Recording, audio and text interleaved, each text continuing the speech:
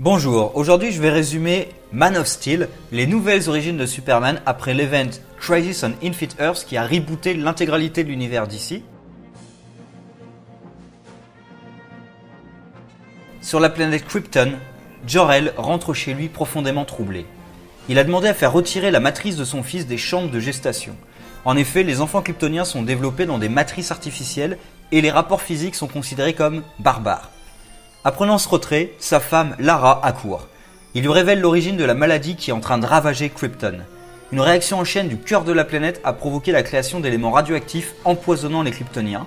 Mais pire encore, la réaction en chaîne va détruire l'intégralité de la planète. Et ce n'est qu'une question d'heure. Jor-El essaie de voir du bon dans ce cataclysme en sauvant la vie de son fils, l'envoyant sur Terre. Pour Lara, c'est un monde de sauvages. Mais le temps manque et Jor-El sauve son fils. Révélant à sa femme qu'il éprouve un sentiment disparu de Krypton.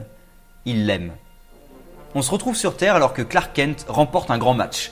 Mais contre ses attentes, son père est mécontent. Il l'emmène dans un champ où il lui montre son vaisseau. Le couple Kent découvrit Clark quand il atterrit sur Terre et Martha décida de s'occuper de lui. Une tempête les éloigna de la ville pendant 5 mois et ainsi le couple qui tentait d'avoir des enfants depuis 8 ans déjà annonça que Clark était leur fils biologique. En grandissant, ils virent évidemment qu'il n'était pas tout à fait comme les autres enfants, capable de soulever un tracteur, de voir à travers les murs et même de voler. En s'approchant du vaisseau, Clark est affaibli par un rocher brillant, et Jonathan le ramène tandis qu'une figure les observe. Clark décide d'utiliser ses pouvoirs pour aider le monde sans se faire remarquer, faisant passer cela pour des chances extraordinaires, des miracles de la nature. 7 ans plus tard, les exploits de Superman ont un visage, alors qu'ils sauvent un avion spatial en public. En sauvant l'avion, il rencontre la journaliste Lois Lane et quelque chose semble passer entre eux. Mais juste ensuite, il est étouffé par une foule en délire et s'enfuit. Ne sachant pas gérer cela, il retourne chez ses parents. Il le réconforte et lui crée un costume ainsi qu'un symbole et une identité secrète. Il devient Superman. Superman intervient dans la ville, notamment lors d'une prise d'otage. Il n'a besoin d'aucun effort pour arrêter les criminels, mais Lois, qui le pourchasse pour une interview, arrive trop tard. La scène se répète encore et encore, Lois arrivant toujours après son départ. Mais lui vient alors une idée brillante. Elle se jette dans le fleuve avec sa voiture. Heureusement pour elle, Superman la voit et intervient bien. Il la ramène chez elle. Il s'en va quand Lois lui hurle dessus pour qu'il reste. Ils discutent un peu et Superman s'en va en lui demandant si elle conduit toujours avec des bouteilles de plongée dans le coffre. 2 heures plus tard, Lois arrive au Daily Planet tout excitée avec son article sur Superman. Mais Perry White, le rédacteur en chef, a déjà un article, provenant d'un tout nouveau journaliste, Clark Kent. Le numéro suivant ouvre avec Batman, interrogeant un homme sur une meurtrière. Le criminel s'enfuit, mais en le poursuivant, Batman est arrêté par Superman qui veut l'amener au commissariat. Il se libère évidemment et dit à l'homme d'acier qu'il est entouré d'un champ de force. S'il le traverse, une bombe explosera à Gotham et tuera un innocent. Il lui explique qu'un bijoutier a été tué dans une explosion après le vol de ses pierres précieuses. En tout, 3 autres vols et 8 meurtres. Batman avait remonté la piste jusqu'à cet homme, un associé de Magpie.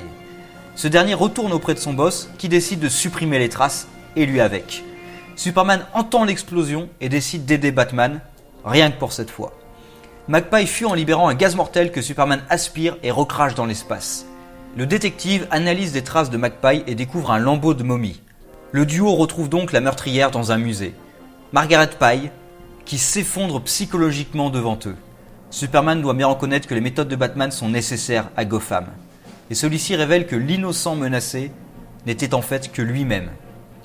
L'histoire reprend quand Lois vient chercher Clark pour une soirée. Elle lui en veut toujours pour avoir volé son scoop, même si 18 mois sont passés. Ils vont à une soirée organisée par Lex Luthor, l'homme d'affaires le plus influent de Metropolis. Malgré toutes ses enquêtes, Lois n'a encore jamais réussi à démontrer ses activités douteuses. Sur son yacht, Lex fait encore des avances à Lois et lui annonce que la robe qu'il lui a prêtée est en fait un cadeau. Elle s'énerve un peu et lui rend la robe de suite. En voulant partir, Clark et Lois tombent sur une prise d'otage. Clark protège Lois et se retrouve jeté par-dessus bord. C'est alors que Superman intervient et soulève le bateau. Lois en profite pour désarmer un des hommes et se défendre. Une fois la situation résolue, Lex apparaît pour engager Superman. Il était en réalité au courant de l'attaque qui aurait lieu, mais n'a rien fait afin de voir ce que valait réellement l'homme d'acier. Étrangement, personne n'apprécie cette attitude, et le maire de la ville demande à Superman de l'arrêter pour mise en danger de la vie d'autrui. En moins de 2 heures, il est libéré et va menacer Superman. Luthor organise plusieurs attentats contre Superman, mais tous échouent, sans aucune preuve contre lui.